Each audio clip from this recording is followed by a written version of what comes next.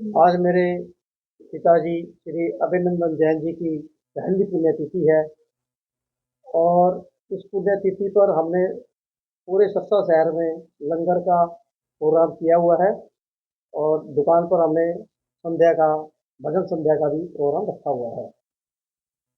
और ये लंगर जो है हमारा, जैसे रामा क्लब है, नूरिया बाजार में अंजलि माता का मंदिर है, हरि भोजनालय है अपने रोड बस स्टॉप पर, और ऐसे ही सालासर के बाहर रखा है और मंडी के अंदर रखा प्रोग्राम रखा गया है।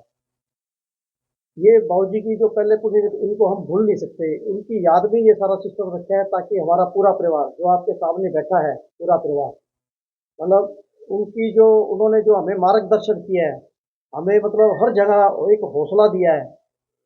मैं आपको थोड़ी सी 2 मिनट की एक बताता हूँ बाबूजी की। मेरे 1998 में जब मेरे को थोड़ा मोटा लॉस पड़ गया था, तो बाबूजी ने मेरे को सिर्फ यही कहा, बेटे तू कुछ कर मत लेना, तू मतलब जो है ना, एक अपने पास बहुत कुछ है, अगर तू कुछ कर लेगा तो हमारा सारा परिवार जो है ना छिड़ जाएगा तेरे पीछे से। तू करना मत, तू मतलब इतना हौसला देते थे। नहीं तो क्या है, हर परिवार के अंदर लॉस होने के बाद सारे पैसे उड़ा दिए, पैसे कर दिए, खराब कर दिए, ऐसी सी बातें करते करते उन्होंने मेरे को कभी भी उठते ही सबसे पहले ये कहते थे, तू कुछ कर लियो, अपने पास बहुत कुछ है, पैसा फिर कमा लेंगे।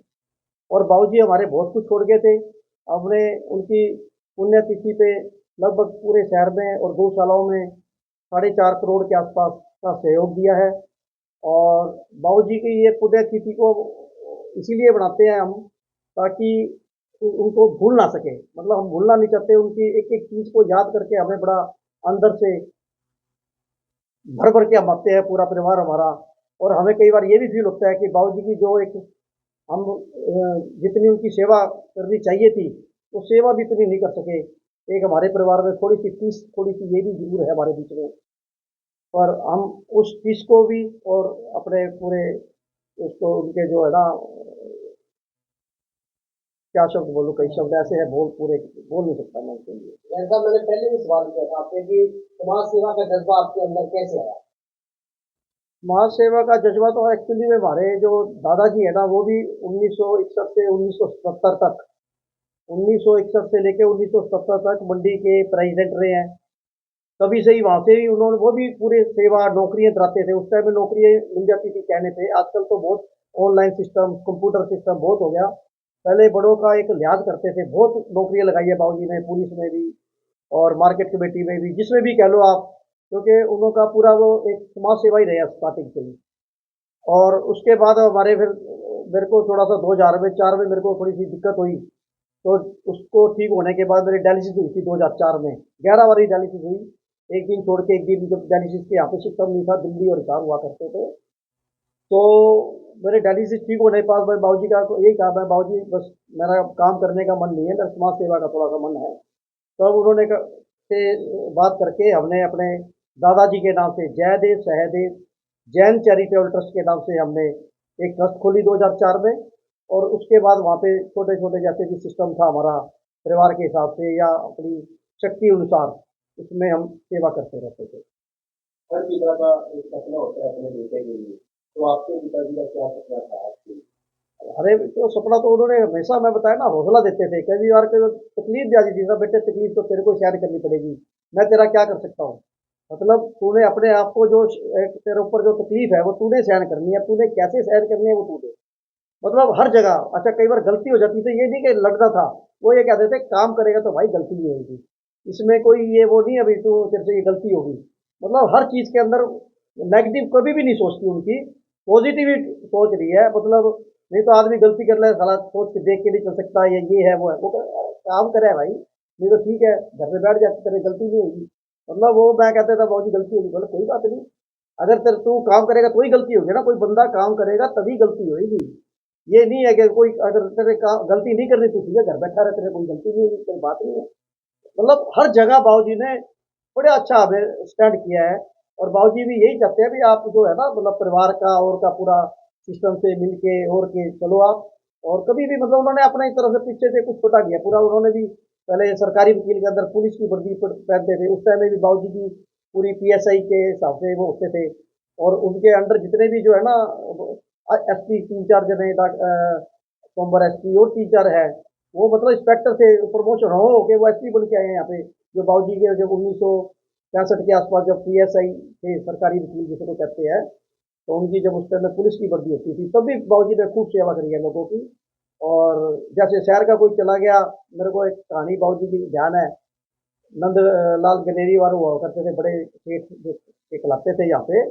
उनसे कोई कार के नीचे कोई बच्चा आ गया था और वो पूरा हो गया था, तो उनको वो अंदर जाके वो ये कहते थे, अगर मैं कोर्ट में गया, उस टाइम की बात है 65 के आसपास की, तो बोले मैं कोर्ट में गया तो मेरी बेइज्जती इंसल्ट करूंगा। मतलब जो बड़े पुराने टाइप के जो लाले थे या खानदानी टाइप के थे, वो थोड़ा सा हर चीज से डरते थे, भाई हमें जो है ना ये दाग लग गया, इतना बड़ा दाग लग गया।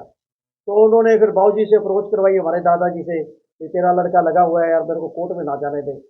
तो फिर क्योंकि उस टाइम में थोड़ा सा सरकारी का भी थोड़ा सिस्टम था, तो बाबूजी ने रजिस्टर दे के कोर्ट से बंदा भेज के उनके कार में बैठ के साइन करवा के भिजवाया। मतलब तो वो कहने का मतलब ये था कि बाबूजी ने भी समाज सेवा के काम में लगे रहते हैं। हमारा पूरा परिवार समाज सेवा के हिसाब से लगा रहता है।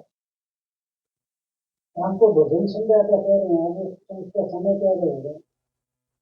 शाम का संध्या का टाइम हमने मतलब जो है ना वो कैंसिल कर दिया थोड़ा सा ना, मतलब हमने भोजन का ही सिस्टम करके अब जो भजन संध्या जो इस टाइम जो हम कर रहे हैं, अभी हमारा चल रहा है भजन संध्या दुकान के बाहर। उसी संध्या के बाद खाना है, खाना के बाद तो कोई थोड़ा बहुत कई हमारे जैसे कि अपनी जगह जैसे चल रहा है, उसको देखें कि कोई कमी ना हो। और बाद में कोई बार गरीब या कोई जरूरत बंदा आएगा, उसके हिसाब से जो भी हमारा सिस्टम बनेगा परिवार से, वो हम करेंगे और आगे भी करते रहेंगे। आपके पिताजी से जुड़े हुए मित्र कोई उनसे कहीं मिलना आया था?